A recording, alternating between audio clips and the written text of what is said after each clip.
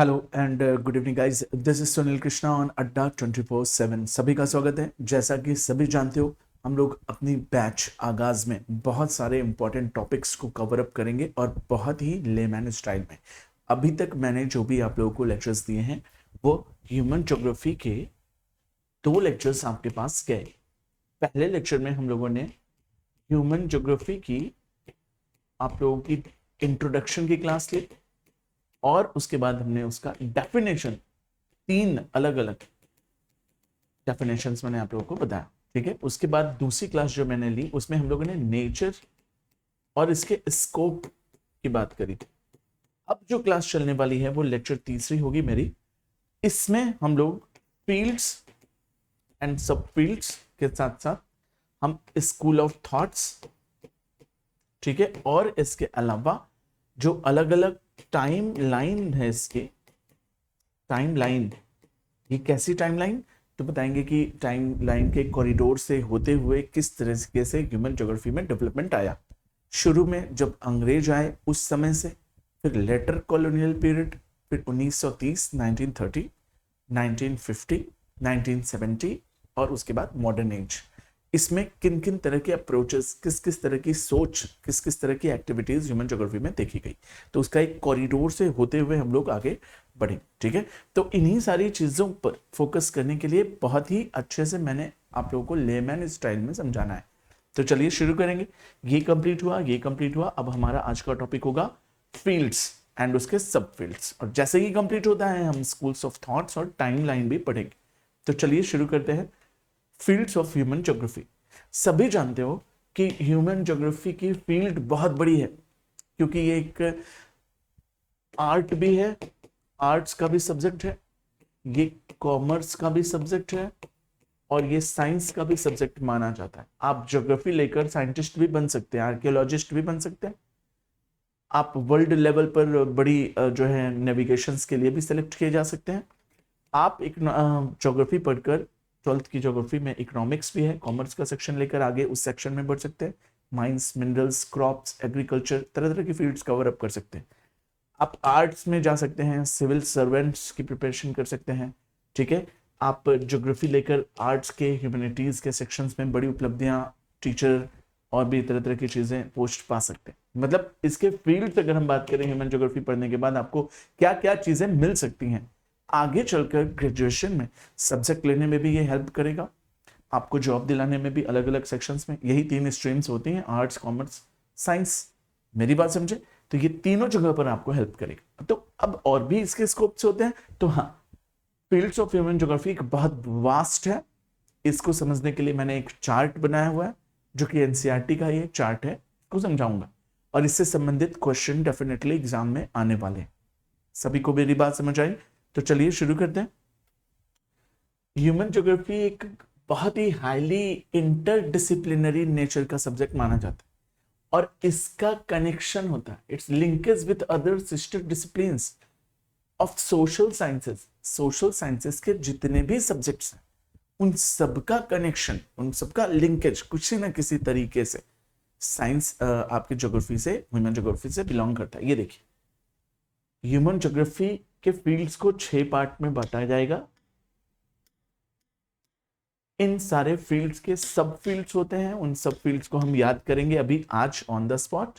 और इन सारे फील्ड, सब फील्ड्स के अपने सिस्टर डिसिप्लिन्स होते हैं, जो कि सोशल साइंसेस के सब्जेक्ट होते हैं। अभी आप इंटर में केवल ज्योग्राफी के पार्ट 1, पार्ट 2 पढ़ रहे हो। जैसे ही आप ग्रेजुएशन में जाओगे, पोस्ट ग्रेजुएशन में जाओगे, आगे पीएचडी करोगे, तो इसके अलग अलग क्लासिफिकेशंस, इसकी सिस्टर डिसिप्लिन्स भी हैं, कि ज्योग्राफी ही नहीं, इसकी बहनें भी हैं बिल्कुल इसी के जैसी। जैसे social science, sociology, psychology, welfare, anthropology, ठीक है, वुमेन स्टडीज, हिस्ट्री, एपिडेमियोलॉजी, ठीक है, या फिर political psephology, military, demography, economics, urban rural, resources, agriculture, industrial, business, tourism, international trade, ये सब इसके सब पार्ट्स के भी सब पार्ट्स हैं। इनको सिस्टर डिसिप्लिन्स कहते हैं ऑफ सोशल साइंस के सब्जेक्ट, जो कि ह्यूमैनिटीज वाले बच्चे समझते हैं। मेरी बात समझ गए? तो इन्हीं सबको याद करना, चार्ट को याद करना है। याद करना बहुत आसान होगा, मेरे साथ चलोगे, मैं धीरे धीरे याद करा दूंगा। चलिए आइए देखते हैं। तो अगर हम लोग पढ़ रहे हैं फील्ड्स ऑफ ह्यूमन ज्योग्राफी तो इसके 6 फील्ड्स होते हैं, social, urban, population, political, settlement और क्या हो जाता है, इकोनॉमिक ज्योग्राफी। यही इसके 6 फील्ड्स हैं और हर एक फील्ड का अपना सब फील्ड भी होता है। ठीक है, तो चलिए हम शुरू करते हैं इसके अंडरस्टैंडिंग्स को और ऑन द स्पॉट याद कर लेते हैं। सोशल सबसे ज्यादा जरूरी है, पॉलिटिकल सबसे ज्यादा जरूरी है और इकोनॉमिकल सबसे ज्यादा जरूरी, बाकी चीजें पढ़कर ही समझ में आ जानी। अब सोशल ज्योग्राफी की सब फील्ड्स होती हैं, तो अगर हम जाएं बिहेवियर ज्योग्राफी, आपको बिहेवियर से क्या लग, बिहेवियरल ज्योग्राफी क्या लग रही, समाज में रहकर आदमी तरह तरह का व्यवहार करता है। गेस्ट आते हैं तो आप हॉस्पिटैलिटी दिखाते हो, किसी से मिलते हो तो हाय हेलो करते हो, ये आपका बिहेवियर है। क्लास में बैठते हो तो एक मैनर है, टेबल पर बैठते हो रेस्टोरेंट में तो एक मैनर है, तो ये आपका बिहेवियर है। ये क्या है, ये इकोनॉमिक्स है, पॉलिटिक्स है कि सामाजिक है?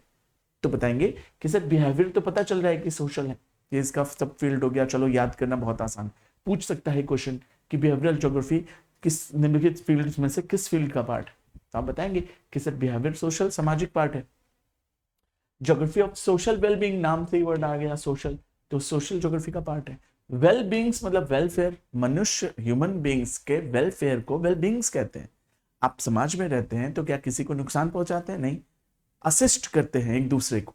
कॉलोनी में रहते हैं हम, सोसाइटी में रहते हैं हम, हमें कभी प्रॉब्लम हुई तो उन्होंने हमें सपोर्ट किया, उन्हें कभी प्रॉब्लम हुई तो हम लोग एक दूसरे के कल्याण के लिए, एक दूसरे के वेलफेयर के लिए, इसी को वसुधैव कुटुंबकम कहते हैं, इसी को कॉस्मोपॉलिटन कहते हैं। विश्व प्रेमी, एक अच्छा वर्ड दिया है मैंने, याद रखना, कॉस्मोपॉलिटन। ठीक है, ये किस चीज को शो करता है? Well beings of the world, well beings of the world. तो कभी भी वेल बीइंग्स या सोशल आए तो सोशियोलॉजी से संबंधित है। हमने कहा ज्योग्राफी ऑफ लेजर, लेजर का मतलब होता है आनंद। आनंद क्या बात, समाज में त्योहार होते हैं, समाज में गैदरिंग्स होती है, समाज में नाच गाने होते हैं, ठीक है, सामाजिक एक्टिविटीज में हम पार्टिसिपेट करते हैं जिसमें हमें मजा आता है। कोई डिस्कशन हुआ, कोई एक्टिविटीज हुई, कोई रैली हुई, कोई धरना हुआ, हम सब उसमें पार्टिसिपेट करते हैं। त्योहार हो रहा है, डांस चल रहा, गाना चल रहा, लेडीज संगीत चल रहा, मेहंदी चल रहा, हल्दी चल रहा, नहीं पार्टी चल रही, बर्थडे चल रहा, ये सब आनंद के एक उपाय हैं कि आदमी काम करते करते थक जाता है, तो ये भी एक समाज का ही अंश है। लेजर भी क्या है, समाज का ही एक अंश है। बाकी कल्चर सामाजिक है, हमारे पूर्वज क्या करते आ रहे हैं हम उसी को फॉलो कर रहे हैं, वो हमारा कल्चर बन गया। जेंडर, जेंडर किस में होगा? समाज में 2 ही लोग होते हैं, उन्हीं को कहते हैं समाज। ठीक है, जिसको हम लोग कहते हैं 4 लोग, वो 2 लोग हैं। 4 लोग मिलकर समाज नहीं बनाते, 2 लोग मिलकर समाज बनाते हैं, स्त्री और पुरुष, जो कि हम लोगों ने वर्ल्ड पॉपुलेशन, अगला टॉपिक हमारा जेंडर पर ही बेस्ड होगा। तो समाज जेंडर से बना हो। अगर मैं कहूं कि हिस्ट्री, हमारे पूर्वजों ने, उनके पूर्वजों ने, उनके पहले के आदिवासी पूर्वजों ने क्या क्या काम किया, उसी को हम और ज्यादा निखारते जाते हैं। हमारी जनरेशन आएगी सस्टेनेबिलिटी और उसको निखारती जाएगी, तो हम इसका पढ़ रहे हैं, उसका क्रोनोलॉजिकल स्टडी कर रहे हैं, तो इतिहास में आ जाता है। मेडिकल, अब इसी को लेकर 1 नंबर का क्वेश्चन आता है कि आखिर मेडिकल निम्नलिखित में से किसका पार्ट माना जाता है? तो बताएंगे कि सर मेडिकल एक्टिविटीज की कहां जरूरत पड़ेगी, अर्बन शहर में, क्यों गांव में नहीं पड़ती? पॉलिटिकल, केवल नेता लोगों को। पॉपुलेशन में मेडिकल चाहिए, हाँ सही है, पॉपुलेशन में मेडिकल चाहिए, ये भी हो सकता है। सेटलमेंट में मेडिकल का कोई लेना देना नहीं। मेडिकल का इकोनॉमिक्स से केवल मतलब है, क्या मेडिकल पैसे कमाने का ही तरीका है कि ये एक समाज को स्वस्थ रखने, हाइजीन रखने, हेल्दी रखने का एक तरीका? तो 3 ऑप्शंस बन रहे थे मेडिकल के लिए कि ये सामाजिक हो, या फिर ये पॉपुलेशन के लिए हो, या फिर ये इकोनॉमिक के लिए हो। तो देखा गया कि मेडिकल इकोनॉमिक तो है लेकिन ये सामाजिक भी है। केवल मेडिकल पैसा कमाना नहीं, जेनेरिक दवाएं सस्ती भी होती हैं, ठीक है, तो इसलिए इसको केवल इकोनॉमिक में रखना गलत है। अब इसको पॉपुलेशन और सोशल में रखा जाए तो पॉपुलेशन कोई शब्द ही नहीं, पॉपुलेशन ही तो मिलकर सोसाइटी बनाती है, तो इसलिए मेडिकल को किस में रखा गया, हम लोगों ने सोशल में रख दिया। तो इसके सब फील्ड्स याद हो गए। अब इसी के सब फील्ड्स को समझने की कोशिश करिएगा, और क्लासिफाई किया गया, इसी के सब फील्ड्स को और क्लासिफाई किया गया। तो बिहेवियरल साइंस जो होता है, समझने की कोशिश करना, बिहेवियरल साइंस, बिहेवियर व्यवहार, उसी व्यवहार को हम साइकोलॉजी कहते हैं। Psychology is not the study of your brain, it is the study of the human behaviour. मेरी बात समझिए, दिमाग के बारे में नहीं पढ़ रहे, हम दिमाग के बारे में पढ़ ही नहीं सकते, इम्पॉसिबल है, कोई नहीं पढ़ सकता। दिमाग में क्या चल रहा है उससे हमसे मतलब नहीं। आप व्यवहार मेरे सामने क्या कर रहे हैं मुझसे आपको जज करेंगे, आप व्यवहार कुछ और कर रहे हैं, दिमाग में कुछ और चल रहा है, तो दिस इज नॉट साइकोलॉजी। ठीक है, psychology is the study of human behaviour. Is that clear? मेरी बात समझे? तो इसलिए बिहेवियरल का सिस्टर डिसिप्लिन पूछे, अगर पूछे कि भैया सोशियोलॉजी में बिहेवियरल आता है और बिहेवियरल का सिस्टर डिसिप्लिन बताओ, तो बताएंगे सर व्यवहार साइकोलॉजी होता है। ठीक है, और सोशल वेलबींग तो वेलफेयर सोसाइटी हो जाएगा, और ये इकोनॉमिक्स का पार्ट हो जाता है। चलो, लेजर किसका पार्ट है? समाज का, तो सोशियोलॉजी में आ जाएगा। अगर मैं कहूं कि कल्चर भी सामाजिक है, लेकिन ये किससे संबंधित है? एंथ्रोपोलॉजी। अब आप पूछेंगे कि सर साइकोलॉजी और एंथ्रोपोलॉजी में क्या अंतर है, तो मैं बताऊंगा कि जब कभी भी ह्यूमन नेचर, ह्यूमन बिहेवियर मतलब साइकोलॉजी को,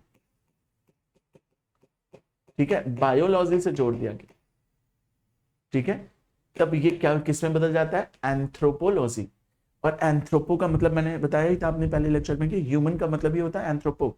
तो जब हम ह्यूमन के संपूर्ण चीजों के बारे में पढ़ते हैं, उसका बायोलॉजिकल स्ट्रक्चर और उसका बिहेवियरल स्ट्रक्चर, उसका ब्रेन का स्ट्रक्चर, एंड ये ही तीन चीज होती है। मनुष्य एक शरीर है, मनुष्य एक व्यवहार है, मनुष्य एक दिमाग है। इन्हीं तीनों चीजों को मिलाकर जब हम केस स्टडी करते हैं तो उसी को हम क्या कहते हैं? एंथ्रोपोलॉजी। तो एंथ्रोपोलॉजी एक्चुअली किसमें आना चाहिए था? कल्चर, आदमी का व्यवहार, उसकी सोच, उसका बायोलॉजिकल शरीर, यही सारी चीजों को मिलाकर कल्चर हो गया उसका। क्या कपड़े पहने? शरीर। कैसा बिहेवियर करें? साइकोलॉजी। पिछले लोग कैसे किया करते थे, किसको फॉलो करें, दिमाग में उसको रखें, अगेन वो क्या हो जाएगा? हमारा एंथ्रोपोलॉजी का पार्ट है। चलो, जेंडर नाम से ही लग रहा है कि जेंडर समाज में होता है, मनुष्य के व्यवहार में भी होता है, और खासतौर पे वुमेन स्टडी, वुमेन एम्पावरमेंट भी जेंडर में आ जाता है। खासतौर पर महिलाओं के लिए एक अलग स्पेशल केस लेकर चलते हैं। हिस्टोरिकल, पिछली ऐतिहासिक चीजों को पढ़ते हैं, तो उसका सब सिस्टर क्या हो गया, या सिस्टर डिसिप्लिन क्या हो गया? हिस्टोरिकल है तो हिस्ट्री, और मेडिकल है तो नाम से ही लग रहा एपिडीम। देखो एपिडेमिक क्या होता है, सुनो, एपिडेमिक पहले जानो क्या होता है। किसी महामारी या फैली हुई बीमारी को एपिडेमिक कहते हैं। ठीक है, अगर हम पूछें कि आपके शहर में आप लोगों ने लाल पैथोलॉजी सुना होगा, SRL सुना होगा, ठीक है, कोई पैथोलॉजी होती है तो पैथो का मतलब होता है रोग, लॉजी का मतलब क्या होता है? अध्ययन। पैथो वर्ड कहीं आ जाए या एपिडेमिक वर्ड आ जाए तो ये हमेशा बीमारी से संबंधित होता है, रोग से संबंधित होता है। तो जब भी कभी मेडिकल साइंस की बात करेंगे तो इसकी सिस्टर डिसिप्लिन एपिडेमिक से याद किया हमने। जैसे कोरोना एक एपिडेमिक थी, इसको पैंडेमिक कहा गया। एपिडेमिक थी जब छोटी थी, जब पूरे विश्व में फैल गई तब ये पैन हो गई। पैन का मतलब बहुत बड़ी, हर जगह फैली हुई, पैन इंडिया में, पैन मतलब वर्ल्ड। तो एपिडेमिक ही आगे चलकर पैंडेमिक हो गई। तो एपिडेमिक से महामारी, और महामारी किससे संबंधित होता है? मेडिकल से संबंधित। याद करने का आसान तरीका हो गया। ये लेक्चर आपको काफी असिस्ट करेगा, रटने से नहीं, बचोगे उससे, याद करने में। हमें क्रैमअप नहीं, मगअप नहीं करना। क्रैमअप मतलब होता है, क्रैमर मतलब होता है रट्टू तोता। हमें क्या करना है? अपनी समझ बढ़ानी, तो वही कर रहे हैं। अर्बन में नाम से ही लग रहा है भैया कि इसकी कोई सब फील्ड नहीं है। अर्बन मतलब शहर के लोगों के बारे में जो स्टडी करते हैं, वो कैसे रहते हैं, क्या खान पान, कैसा रहन सहन, कैसी सोसाइटी। वैसे तो इसी का पार्ट आ गया अर्बन में भी, बट इसकी सब फील्ड नहीं है। हाँ, इसकी सिस्टर फील्ड है। तो अर्बन स्टडीज और या किसी भी तरह की प्लानिंग, 5th ईयर प्लानिंग कह लो, नीति आयोग कह लो, या फिर योजना आयोग कह लो, तरह तरह की किसी भी तरह की, हमने क्या कहा कि प्लानिंग को अर्बन में रखेंगे। अर्बन वाले लोग प्लान करके जीते, गांव वाले लोग कोई प्लान नहीं, सुबह उठे काम किए, जिस दिन मन किया किए, नहीं किए नहीं किए, सो रहे हैं खदिया डालकर। तो अर्बन वालों का प्लान होता है, सिस्टम होता है, एक सुबह नाश्ता करने से लेकर रात में सफर करने तक का पूरा एक स्ट्रेटजी होता है। और संडे को कहाँ जाएंगे ये भी पता है, प्लान करके बैठे। तो प्लानिंग और क्या, जो अर्बन स्टडीज का। चलो, पॉलिटिकल में दो चीज इंपॉर्टेंट है, इलेक्शन, तो इसलिए इलेक्टोरल ज्योग्राफी उसमें रख दो, उसकी सब फील्ड। और पॉलिटिकल साइंस मतलब क्या, जिसमें नेता, हमारे रिप्रेजेंटेटिव्स, डेमोक्रेसी, पीपल के जो भी लीडर हैं, हार्बिंगर्स हैं, वो लोग। और यही मिलिट्री किसके अंडर में होती है? हमारे जनता के अंडर में तो मिलिट्री होती नहीं, नेताओं के अंडर में होती है। देखा होगा, राष्ट्रपति एक नेता है, पहला नेता, उसी के अंडर में सारी मिलिट्री, वाटर, एयर एंड क्या होता है, लैंड, मतलब आर्मी, एयरफोर्स एंड नेवी, ये तीनों उसी के अंडर में होती है। तो चलो इसी में रख दिया। आई मेरी बात समझ? मिलिट्री को लेकर क्वेश्चन पूछता है, इलेक्शन तो तुरंत पॉलिटिकल बना दोगे, मिलिट्री भी याद रखना कि पॉलिटिकल में। इसकी क्या कोई सिस्टर डिसिप्लिन भी है? तो बिल्कुल है, पॉलिटिकल को पॉलिटिकल साइंस में रखते हैं। इलेक्शन में जो आपने देखा होगा, इलेक्शन में वोट पड़ने के बाद टीवी पर बैठकर डिस्कशन करते हैं कि भैया इनको इतना वोट मिला, इनके चांसेस हैं जीतने के, ये गठबंधन करेंगे, ये स्टैटिस्टिक्स है, ये डाटा है, ये फैक्ट्स है, ये सिचुएशन। तो उन स्टडी करने वाले को सेफोलॉजिस्ट कहते हैं और उस स्टडी को सेफोलॉजी कहते हैं। इसमें पी साइलेंट होता है। तो सेफोलॉजी 1 नंबर का क्वेश्चन आपसे पूछ सकता है, किससे संबंधित है? तो बताएंगे इलेक्शन और पॉलिटिक्स। मिलिट्री का मिलिट्री से कॉम्बिनेशन याद करने की कोई जरूरत नहीं। पॉपुलेशन में हम लोग क्या पढ़ते हैं कि भैया कितने मेल, कितने फीमेल, कितने अर्बन में रहते हैं, कितने रूरल में रहते हैं, कितने डिस्पर्स्ड हैं, कितने क्या है क्लस्टर्ड हैं, कितने इमिग्रेट करने हैं, कितने माइग्रेट कर गए, कितने का बर्थ हुआ, कितने की डेथ हो गई। इतने ही कंपोनेंट्स मिलाकर आपकी पॉपुलेशन होती है। और इसी पॉपुलेशन की स्टडी को डेमोग्राफी कहते हैं। डेमो मतलब होता है जनता। जैसे मैं कहूं कि डेमोक्रेसी, तो डेमो का मतलब जनता, क्रेसी का मतलब होता है शासन, जनता के द्वारा शासन, उसको डेमोक्रेसी कहते हैं। मेरी बात समझे? तो डेमो वर्ड आते ही याद रखना कि पूरी की पूरी लोग, जनता, जन को। तो पॉपुलेशन क्या मतलब? जनता, उसी को कहते हैं। आसान हो जाएगा, उसका सिस्टर डिसिप्लिन याद रखना। सेटलमेंट्स मैंने अभी बताया, अर्बन या रूरल, यही 2 तरह का सेटलमेंट होता है। गांव में रहोगे या शहर में रहोगे, बस ना सेटलमेंट हो गया। इसकी कोई सब सिस्टर या सब डिसिप्लिन नहीं या सब फील्ड नहीं है। इकोनॉमिक्स की कोई सब फील्ड है? हाँ, तो भैया इकोनॉमिक्स की 6 सब फील्ड्स है। मोस्ट इंपॉर्टेंट है, जो पैसे धन से संबंधित है वो इकोनॉमिकल एक्टिविटीज है। हमें बताओ, पृथ्वी के अंदर से हमें सोना मिला, हीरा मिला, चांदी मिला, पीतल मिला, ठीक है, हमें जंगल से लकड़ी मिली, हमें सब्जियां मिली, हमें अनाज मिले, हमें मिट्टी के सारे इंपॉर्टेंट एलिमेंट्स मिले। ये सब रिसोर्सेज है ना हमारे, और इनको फ्री में तो हम ले नहीं सकते, है फ्री में अवेलेबल। लेकिन आप उनको, पेट्रोल भी हमें प्रकृति देती है, सोना भी हमें प्रकृति देती है, लेकिन ये सब प्रोसेस्ड होता है तो महंगा हो जाता है, क्योंकि आप डायरेक्ट नहीं निकाल सकते। तो इसीलिए रिसोर्सेज मतलब पैसा, ठीक है। एग्रीकल्चर किससे संबंधित होना चाहिए था? समाज में लोग एग्रीकल्चर करते हैं, पॉपुलेशन एग्रीकल्चर करती है, सेटलमेंट रूरल में होगा तो एग्रीकल्चर करेगा। आप सोचेंगे इसका पार्ट है, लेकिन एग्रीकल्चर मतलब क्या? कि वो केवल बोएगा और उसको बेचकर पैसे कमाएगा, और इस तरह से हमारे पास आएगा तो हम मंडी से खरीदेंगे, समाज में पैसे का रोटेशन होगा। तो इसी वजह से एग्रीकल्चर को भी पैसे वाले में रख दिया गया। इंडस्ट्रीज बनेगी तो इकोनॉमिकल एक्टिविटीज है, मार्केट है मतलब पैसा। टूरिज्म करने जा रहे हो, बताओ मुझे जेब में क्या लेकर जाओगे? सबसे पहला पार्ट, मजा आएगा घूमने में, ठीक है। ये बहुत से लोग लेजर वाला पार्ट से फील करा देते हैं, आनंद वाला। लेकिन टूर एंड ट्रैवलिज्म, ट्रैवल किस लिए चल रहा, टूर क्यों चल रहा?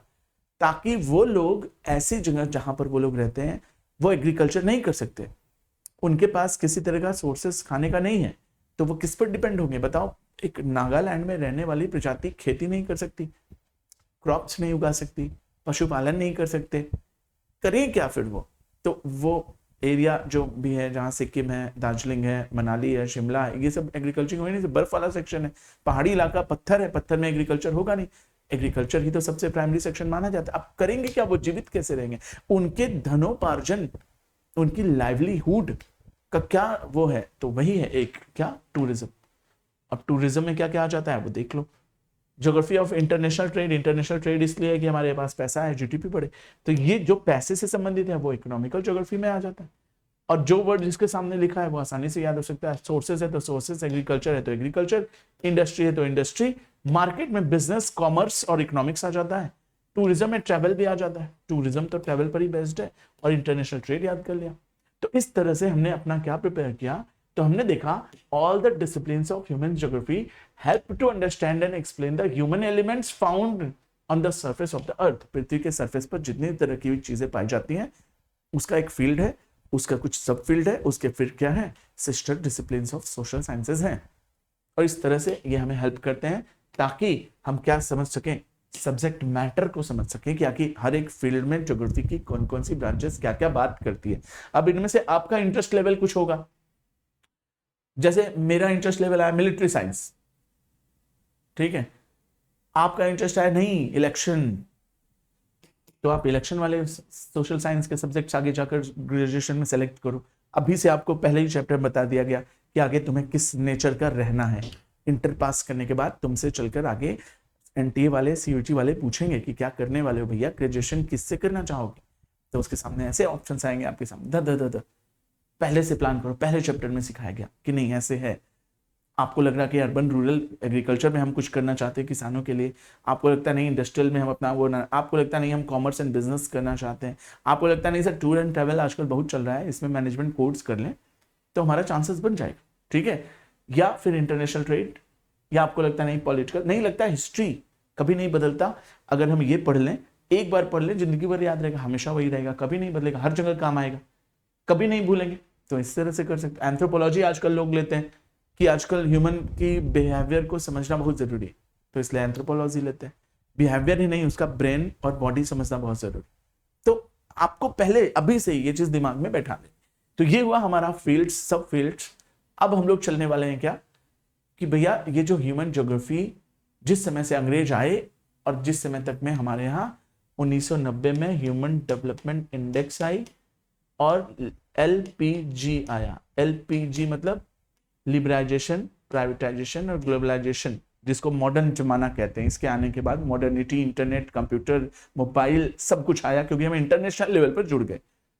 यहां से लेकर और कब तक, जब तक हमारे ऊपर मुगल्स लोग शासन कर रहे थे, वहां से लेकर बीच के सभी पहलुओं को पढ़ते हुए हम देखेंगे कि इनके क्या क्या अप्रोचेस थे और इनके क्या क्या ब्रॉड फीचर्स थे। इनमें से एक नंबर का क्वेश्चन डेफिनेटली आता है, डेफिनेटली आपके ह्यूमन जो ह्यूमैनिटीज वाले में, यूनिट एग्जाम्स में, हाफ ईयरली, एनुअल, एंट्रेंस में, कॉम्पिटिशन्स में, ओलंपियाड में आएगा ही आएगा। तो आपको कुछ करना नहीं, केवल मेरे साथ चलना है। जैसे मैंने पीछे वाला चार्ट याद करा दिया, बिल्कुल ये भी उसी तरह से याद करवा दूंगा। चलें शुरू करें। Early colonial period. अब आपके दिमाग में आ रहा होगा कि सर किस सन की बात कर रहा, जैसे ये 1930 लिखा, ये 1950 लिखा, ये 70 लिखा, ये 90 लिखा, ठीक है, मेरी बात समझे। तो फिर ये भी किसी ड्यूरेशन की बात कर रहा होगा ना। तो अर्ली कॉलोनियल पीरियड बताने से पहले मैं बता दूं कॉलोनी क्या होती। चलिए याद रखिएगा, जब कभी भी कोई एक देश किसी दूसरे देश को गुलाम बना ले और यहां की सारी इंपॉर्टेंट रिसोर्सेज को, ठीक है, अपने देश भेजे और उसका कंजम्पशन करे, इसको बेनिफिट ना होकर इसको बेनिफिट हो, इसको कोलेटरल बेनिफिट हो सकता है। कोलेटरल बेनिफिट मतलब नहीं चाहते थे लेकिन इसको बेनिफिट हुआ, और अब ये बार बार भेजने के लिए आना जाना लगा रहता है। अब आना जाना जहां लगा रहता है, आदमी वहां रुकता भी है, सराय बनाता है, इन, जिसको हम क्या बोलते हैं, इन। अब यार रुकेगा तो अब जब 10 दिन, 15 दिन, महीना भर, साल भर रुकेगा ना, तभी तो यहाँ से कलेक्ट करके इसमें भर के वहां भेजेगा। तो यहाँ पर रुकने के लिए और यहाँ का मैनेजमेंट देखने के लिए यहाँ पर मनुष्य अपना घर बनाएगा। एक आदमी तो आ नहीं रहे, ग्रुप में आ रहे हैं लोग, तो जब ग्रुप में रहेंगे तो मोहल्ला बनाएंगे, एक घर तो बनाएंगे नहीं।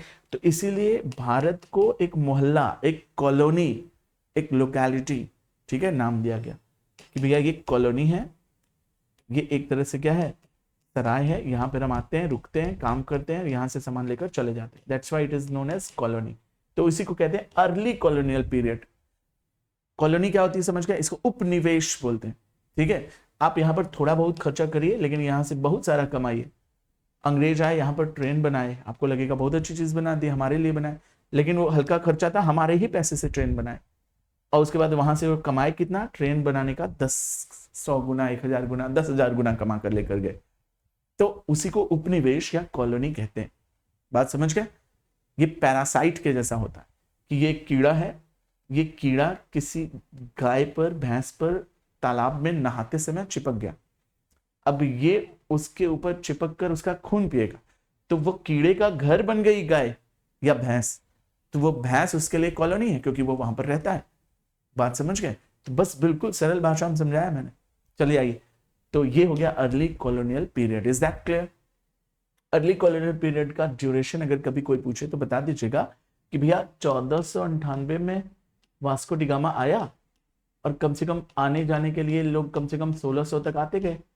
1600 के बाद जो लोग आए वो था ना 1757 वाला केस, यहीं पर बक्सर और प्लासी वाला युद्ध हुआ। अनीता मैम की क्लासेस करो, अब देखे होगे कि इस दौरान को 1758 मतलब 18वीं शताब्दी, 18th सेंचुरी, इसी समय को अर्ली कॉलोनियल पीरियड कहा जाता है, ठीक है, क्योंकि 1600 से 1700 के बीच में ही यहां पर आए और यहां पर इन्होंने अपना पूरा फोर्टिफाई किया और हमारे अंदर राजाओं में इंट्रूड कर गए। अभी तक क्या करने आते थे, व्यापार करके चले जाते थे, कॉलोनीज बनाए नहीं थे, लेकिन अब इंट्रूड करके अपने हमारे लोगों के ऊपर शासन भी करना शुरू किया। और अब निगेटिव वर्जन हमें अंग्रेजों का दिखना शुरू हो गया 57 से। ठीक है, तो बाय द वे ये दौर 1600 से 1700 के दौर को ही हम अर्ली कॉलोनियल कहते हैं। और ये 300 साल तक हमारे ऊपर 200 साल तक शासन किए तो लेटर कॉलोनियल। कब से बात करेंगे, तो 1857 के बाद से 1930 तक ये वाला दौर हमारा क्या हुआ, लेटर कॉलोनियल पीरियड। बढ़िया से शोषण किया इन्होंने, एक्सप्लॉयटेशन किया भारत का। Is that clear? तो एज अगर कभी पूछे तो बता दें। फिर अब याद रखना 30 में 20 जोड़े 50 में 20 जोड़े 70 में 20 जोड़े 90, तो 20-20 साल के गैप को हमने क्लासिफाई करके बनाया हुआ है। किसमें क्या चल रहा था ये याद करना हमारा आज का टारगेट होगा। तो चले हम लोग आगे बढ़े, चले इन सारी चीजों को हटाते हैं और कंसंट्रेशन बनाते हैं। कहां पर, तो कंसंट्रेशन बनाते हैं कि भैया अर्ली कॉलोनी पीरियड के समय में ह्यूमन ज्योग्राफी क्या पनप रही थी, तो धीरे धीरे वो इवोल्यूशन की तरफ चल रही थी। उस समय हम लोग जंगल को एक्सप्लोर कर रहे थे, चीजों को एक्सप्लोर कर रहे थे। एक्सप्लोर करने का मतलब उसमें खुरापात करना, उसमें छानबीन करना, खोजबीन करना, कुछ ना कुछ हम इन्वेस्टिगेट कर रहे थे, इंस्पेक्ट कर रहे थे। ठीक है, तो एक्सप्लोरेशन और एक्सप्लोर करने के बाद हम उसके बारे में लिखते थे। जैसे चाय पत्ती क्या है, इसका एक्सप्लोरेशन, कहाँ उगती है, किस क्षेत्र में उगती है, क्या इसका फायदा है, उसके बारे में डिस्क्रिप्शन गया किताबों में। अब किताबों के माध्यम से सबके पास गया, सबको इंटरेस्ट आया कि यार चाय पत्ती बड़ी अच्छी चीज, यहाँ उगती है, चलो देखते हैं। तो ये एक्सप्लोरेशन और डिस्क्रिप्शन का एज था इस समय। क्यों? क्योंकि इस समय ये लोग नए नए आए थे, भारत के सारे क्षेत्रों को, विश्व के सारे क्षेत्रों को देख रहे थे और देखकर जज कर रहे थे। ये केवल एक जगह नहीं, पूरे विश्व में हो रहा था कि कैसी चीजें क्या हैं, इनके बारे में बताओ, कुछ लोगों को जाने, ताकि पहला स्टेज बोलते हैं इसको, ताकि लोग जाने। तो इसी को कहते हैं एक्सप्लोरेशन एंड डिस्क्रिप्शन। इस समय क्या होता था, तो इसका ब्रॉड फीचर क्या है, थोड़ा चलो अप्रोचेस तो समझ गए, इसका ब्रॉड फीचर भी देख लेते हैं। तो बताएंगे imperial and trade interest prompted discovery exploration of a new areas. नए नए जगहों की खोज हो रही थी। मैंने बताया ना 1498 में वास्को डी गामा ने भारत खोजा। फिर और की अगर हम बात करें तो बताएंगे कि सर वो क्या नाम था उसका, अमेरिगो ने अमेरिका खोजा, जिसको हम लोग कोलंबस भी कहते हैं। ठीक है, इसके अलावा और भी अलग अलग तरह के क्षेत्रों, नए नए देशों के बारे में पता चल रहा था और उनका एक्सप्लोरेशन, खोज चल रही थी। कहाँ क्या है, इंडोनेशिया में क्या है, मलेशिया में क्या है, जावा सुमात्रा द्वीप में क्या है, भारत में क्या है, अरब में क्या है, अफ्रीका क्यों गए। ठीक है, ये सब जगहों पर हम लोग खोजबीन कर रहे थे और उसके बारे में डिस्क्रिप्शन लिख रहे थे। वो एज क्या कहलाती है, अर्ली कॉलोनियल पीरियड। मैंने बताया था ना 1498 से कहां तक, 1700 तक, 1800 तक, ये दौर। अब हमने देखा कि ये सारी चीजें तो ढूंढ तो रही हैं, और इसके अलावा इन सब का encyclopedic description of the area formed in important aspect of the geographical account. और जितने लोगों ने जो जो एरिया ढूंढा, आइलैंड ढूंढा, जगह ढूंढा, शहर ढूंढा, देश ढूंढा, कॉन्टिनेंट ढूंढा, ठीक है, उन सारी नेविगेशंस के बारे में, रूट्स के बारे में, उस जगह के बारे में, आइलैंड के बारे में डिटेल बताया। और डिटेल बताने को इंसाइक्लोपीडियाटिक एक्सप्रेशंस कहा जाता है। आप कभी गूगल करेंगे, इंसाइक्लोपीडिया डालेंगे, इसका मतलब उसका फुल डिस्क्रिप्शन चाहिए हमें। ठीक है, इंसाइक्लोपीडिया का ही पार्ट है विकिपीडिया, जिसको आप लोग अपने गूगल में और कोर्सेज में कभी कभी मॉडल्स वगैरह बनाते हो तो यूज करते होगे। Okay, got it. चलो फिर हमने देखा लेटर कॉलोनियल पीरियड, तो 1700 से लेके 19वीं 20वीं शताब्दी तक, 1900 के बीच की कहानी, उसको बोलते हैं लेटर कॉलोनियल पीरियड। इस समय हमने देखा कि यार पूरा विश्व तो ढूंढ लिए, मान लो भारत ढूंढा, अब भारत में भी तो कई स्लॉट्स हैं। भारत का उत्तर का विशाल मैदान, नॉर्दर्न प्लेन्स, कहां क्यों इंपॉर्टेंट है, यहां पर हम एग्रीकल्चर कर सकते हैं। साउदर्न पोर्शन मसालों के लिए और गोल्ड के लिए। भारत का हिली एरिया बहुत अच्छा है, वहां पर हम चाय उगा सकते हैं। ठीक है, और भारत का डिजर्टेड एरिया, यहां से हमें लाजवर्थ और ढेर सारे स्टोन्स एंड जेम्स मिलते हैं। तो हमने देखा कि रीजनल एनालिसिस, क्षेत्रीय स्तर पर भी उस एक ही सेक्शन को, ये होल था, द होल, लेकिन इसने देखा कि नहीं, एक जो क्षेत्र मिला उसके भी अलग अलग रीजन्स होते हैं, रीजनल लेवल पर स्टडी करी। तो ये इस समय अलग लेवल चल रहा था, उसको बोलते हैं लेटर कॉलोनियल पीरियड। अब इसके क्या क्या ब्रॉड फीचर्स हैं, तो अब उस डिस्क्रिप्शंस को जो आपने पढ़ा, जो इंसाइक्लोपीडिया में लिखा था, उसको इलेबोरेट करेंगे और डिटेल जानेंगे कि क्या फायदा है, क्या फायदा है हमें हमें इस क्षेत्र से जुड़ने से। तो रीजनल डिटेल्स इलेबोरेशन कहलाता। ठीक है, मेरी बात समझे। Understanding the part in totally would lead to an understanding of the whole. अगर आप एक यूनिट सेल के बारे में पढ़ जाइए तो आप पूरी की पूरी टिश्यू, उसकी बॉडी और बॉडी ऑर्गन्स को आसानी से समझ जाते हो। जब भी बायोलॉजी पढ़ाया जाता है तो बॉडी के बारे में पहले नहीं पढ़ाया जाता, होल के बारे में बाद में पढ़ो। पहले उसके सेल्स, उसकी प्रारंभिक इकाई यूनिट्स के बारे में जानो ना, तब ना जाकर पूरी चीजें जानोगे। तो इसीलिए लेटर कॉलोनियल पीरियड ने होल पर ज्यादा फोकस ना करके उसकी एक यूनिट को पढ़ा, और यूनिट समझ गए तो पूरा होल समझ जाना आसान हो जाएगा। एक ईंट से पूरा घर बनेगा, तो पहले ईंट को समझ जाओ तो घर समझ आ जाएगा खुद ही। तो इसीलिए यहां पर इनकी बुद्धि खुली कि भैया इतना घूम घूम कर दूर दूर कर जितना दूर के साम्राज्य विस्तार कर लिए, अब उसको स्टेबिलिटी भी तो देना है। बहुत बड़ा घर बना दिए, अब फिनिशिंग देंगे ना उसको, तो एक अपना लाइब्रेरी बनाएंगे, अलग रीजन, जिम बनाएंगे अलग रीजन, उसको डेकोरेट करो पहले, फिर अगले सेक्शन में जाओ, तब जाकर किचन पर वर्कआउट करो। ठीक है, मेरी बात समझे। तो वही कह रहा है कि रीजनल लेवल पर स्टडी करो। ये बात समझ गए। फिर आता है 1930 1930 का। इस समय क्या चल रहा था, इनर वॉर पीरियड चल रहा था। अब इसको इनर वॉर पीरियड क्यों कहते हैं? इनर वॉर मतलब क्या, विश्व युद्ध आपस में तो लड़ चुके वो 1914 से 1918, 1939 से लेकर 1945, वो अलग सेक्शन। इंटर वॉर पीरियड चल रहा था।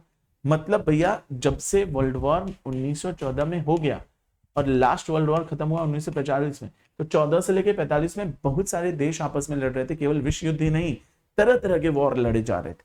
अब वॉर जब लड़े जा रहे थे 1930 के दौरान, तो एरिया डिफरेंशिएशन किया जा रहा था। मैं कह रहा हूं कि मेरा एरिया डिजर्टेड है, मेरी सेना भूखे मर रही है, मैं क्या करूंगा? मैं देखूंगा कि यार मेरा एरिया बहुत अच्छा नहीं है, तो मैं ये देखूंगा कि यार वहां पर मध्य प्रदेश, पंजाब, हरियाणा में बहुत अच्छी उपजाऊ जमीन है, तो हम युद्ध करना शुरू करेंगे, बगल वाले से हराएंगे, हराकर उसका सेक्शन जीतेंगे, क्योंकि हमने उसके एरियल डिफरेंशिएट किए, हमने डिफरेंशिएट किया कि हमारा बेकार है, उसका अच्छा है, तो हम उसकी तरफ मूव कर जाएं। रीजनल स्टडी करने के बाद कंपेयर किया जाता है ना कि कौन सा बढ़िया है, कि उत्तर का विशाल मैदान चले जाएं कि दक्षिण चले जाएं। तो आपको उत्तर वाला ज्यादा, साउथ वाला और नॉर्थ वाले में कंपेयर करोगे तो एरियल डिफरेंशिएशन होगा, तो आप जाएंगे नॉर्थ में ना, कि यहाँ तो सब कुछ अवेलेबल। तो वही चीज कह रहा है, एरियल डिफरेंशिएट कर, पहले उस एरिया को ढूंढना, फिर उसको सेक्शन वाइज बांटना, और सेक्शन वाइज बांटने के बाद कंपेयर करना। तीनों स्टेप वाइज स्टेप काम चल रहा। जिम और किचन में कहां जाना पसंद करो? किचन में। ठीक है, जैसी डिमांड, भूख लगी तो किचन में, और अगर भूख नहीं लगी तो जिम में। मेरी बात समझे। तो the focus was on identifying and uniqueness of any region and understanding how different from others. अब बताओ मुझे, कुछ लोग कहेंगे कि नहीं सर हम जो है नॉर्थ में नहीं जाना चाहेंगे, नॉर्थ का प्लेन बहुत अच्छा है एग्रीकल्चर के लिए, लेकिन हम जाएंगे साउथ में क्योंकि वहां पर कोलार गोल्ड फील्ड है। हमने स्पॉट आउट किया, हमने एरियल डिफरेंशिएट निकाला, हमने उन सारी चीजों पर फोकस किया कि ये एरिया इतना यूनिक क्यों है, यूनिकनेस ऑफ एनी रीजन। तो अब हम crops and foods and agriculture पे नहीं जाएंगे, इससे पैसा बहुत है, लेकिन ये चीज हम ट्रेवल करके उधर भेजेंगे तब तक तो ये सड़ जाएगा। तो अब हम कहां जाएंगे? साउथ में, केजीएफ के पास। केजीएफ के पास से हमें सोना मिलेगा, कम मेहनत से ज्यादा कमा लेंगे। This is the uniqueness of any region. बाकी पूरे भारत में सबसे ज्यादा यूनिक एरिया कहां पर है? तो बताएंगे सर कोलार गोल्ड फील्ड। ठीक है, कर्नाटक। मेरी बात समझ गए। तो यूनिकनेस ऑफ आइडिया पर ध्यान गया, और ज्यादा अच्छा एरिया। हम असम वाला पोर्शन किसी को नहीं देंगे, हम वहां चाय उगा सकते हैं और कहीं नहीं उगा सकते, बहुत यूनिक एरिया है, वहां क्लाइमेट और सब कुछ बहुत अच्छा फेवरेबल। समझे। फिर आगे चलकर 50 से 60 का 20 साल बाद, 30 में 20 जोड़े तो 50 से 60 का ड्यूरेशन। इसी समय आजादी मिल गई थी। आजादी के बाद तो हमारा सोच का दायरा और बढ़ गया। अब क्या हुआ? Special organisation. स्पेशियल वर्ड याद रखना, एरियल डिफरेंसेस 30 में है, स्पेशल जो है 50 में है। स्पेशल नाम से ही लग रहा, स्पेस और स्पेशल से मिलाकर बना के। स्पेस मतलब क्षेत्र विशेष, स्पेशल ऑर्गेनाइजेशंस बने। ठीक है, marked by the users of computers and the sophisticated statistical tools. अब इतनी सारी चीजें उनका डाटा बनाने के लिए इसी समय चार्ल्स बेबेज ने कंप्यूटर भी ढूंढ दिया, कैलकुलेशन। अब कैलकुलेशन बना तो statistics, datas, facts, bar charts, flow charts, bar graph, data interpretation, ये सब चीजें आई कि इन सबको कैसे कलेक्ट करें, लिस्ट कैसे बनाए, इतना सारा हो गया और उसका वो भी फुल डिटेल। तो उसके लिए हमें कंप्यूटर की जरूरत पड़ी, हमने कंप्यूटर ढूंढ दिया, टूल्स ढूंढ दिया, तरह तरह के फिजिक्स के लॉ बनाए। ठीक है, मेरी बात समझे? हम लोगों ने मैप्स बनाए, हम लोगों ने एनालिसिस करने के लिए ह्यूमन एक्टिविटीज को देखा, क्वांटिटेटिव रिवॉल्यूशन आया इसी समय।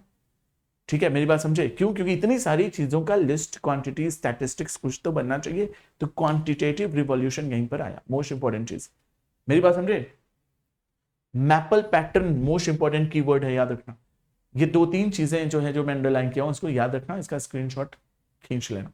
चलो, 1970 में क्या हुआ? ठीक 30 साल बाद फिर से 50 से फिर 20 साल जोड़े तो 70 हो गया। इस समय क्या हो रहा था? Emergencies of the humanistic, radical and behavioural school. इस समय स्कूल ऑफ थॉट्स डेवलप हो रहा था। 3 स्कूल ऑफ थॉट्स है, आगे की क्लासेस में आपको इसके बारे में मतलब बताऊंगा मैं। ठीक है, कौन कौन से थॉट्स की बात करेंगे? Various school of thoughts, welfare, radical और बिहेवियर। ठीक है, मेरी बात समझे? तो इसको हम बोलते हैं, इसी समय में पूछेगा कि तीनों स्कूल ऑफ थॉट्स कब डेवलप हुए, 1 नंबर का क्वेश्चन, तो बताएंगे 70s में हुआ। इसी समय में क्या हुआ?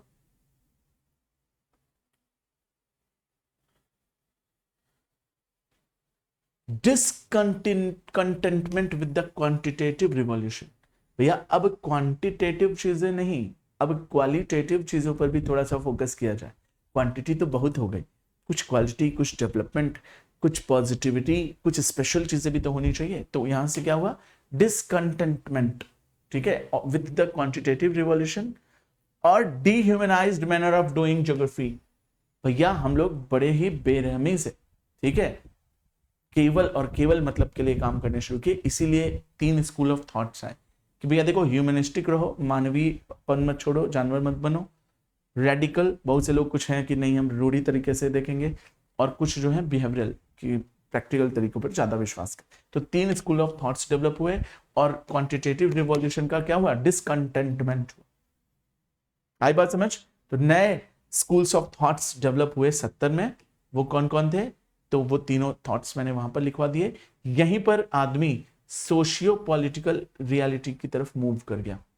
सोशियो मतलब सामाजिक भी हुआ, पॉलिटिकल अप्रोचेस भी आए, और क्या हुआ? तरह तरह के स्कूल ऑफ थॉट्स की वजह से 3 तरह से क्लासिफाई हो गया।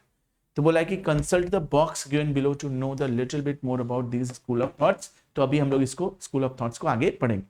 अब आया 1990, मैंने कहा इसी को मॉडर्नाइजेशन कहते हैं। इंटरनेट, मोबाइल की दुनिया यहां से शुरू हो जाती है, तो इसी को पोस्ट मॉडर्निज्म कहा जाता है। इस समय की जनरेशन क्या हुई? एकदम यूनिवर्सल थ्योरीज की तरफ मूव कर गई। अब अपनी छोटी मोटी चीजें यूनिट लेवल पर ना जुड़कर विश्व स्तर पर जुड़ी, क्योंकि इस समय लिबरलाइजेशन, ग्लोबलाइजेशन और प्राइवेटाइजेशन आया। अभी तक जो जो देश अपनी अपनी सारी लाइब्रेरी की किताबें, information, news, important rules, law, theories, definitions, facts सब छुपा के रखे थे, अब विश्व में क्या हुआ? ये फैलना शुरू हुआ। अब हम दूसरे के रामायण और दूसरे की चीजें, दूसरे के इंपॉर्टेंट रूल्स ले भी सकते हैं, मांग कर पढ़ सकते हैं, उन्हें जानकर अपने अंदर कुछ डेवलप कर सकते हैं, और दूसरे देश हमसे भी मांग सकते हैं। और इस तरह से लेना देना शुरू हुआ विश्व स्तर पर, और इस तरह से यूनिवर्सल थ्योरीज पर हम लोगों का दिमाग जाना शुरू हुआ, और यहीं से बुद्धि का विकास हो गया इंसान का। इसीलिए इसको पोस्ट मॉडर्निज्म कहा जाता है। मेरी बात समझे?